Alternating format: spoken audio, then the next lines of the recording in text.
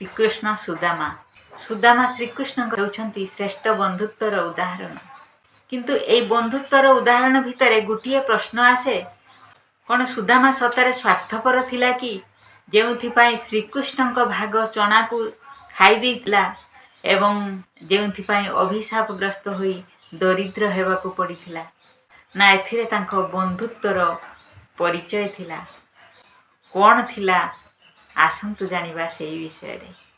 थरे जने वृद्धा भिक्षारे किछि चना पाइथिले एवं ताकू आनी निज कुटीर रे रखिथिले। सेई दिन राति रे किछि चोर सेई कुटीर रे पसि जाइथिले एवं चना बंधा पुटोली को देखि भाबिथिले एथिरे किछि टंका पैसा सुना रूपा अछि, यहा भाबी उठेई नै जाइथिले। चोर पशिबा कथा शुणी जेतेबेले लोक माने तांको पीछा करी गोड़ेइबा आरंभ करथिले, सेतेबेले चोर माने जाई गोटे आश्रम पाखरे लुचि छपि जाइथिले।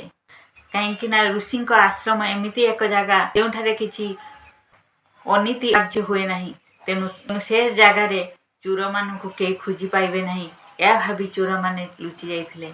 आ सेतेबेले पुटुळीटी को खुली जेतेबेले देखिथिले एथिरे टंका पैसा सुना रूपा किछि नाही, मात्र किछि चना भजा बंधा अछि, तेणु पुटुळीटी को सेठारे छाड़ी देई चोर माने दौड़ी पळे जाइथिले। निज खाइबा पई रखिथिबा चना चोरी होई जिबा परे भूकरे आउट पाउट होई बुढ़ीटी अभिशाप देला, ये चना मु खाइबा पई रखिथिली, मु अभिशाप देउछि ये चना को जे खाइबो से दरिद्र होई जिवो, भिकारी ठारू हीन होई बंचिबो। से चना पुटुळीटी ऋषिंक आश्रम रे थिला।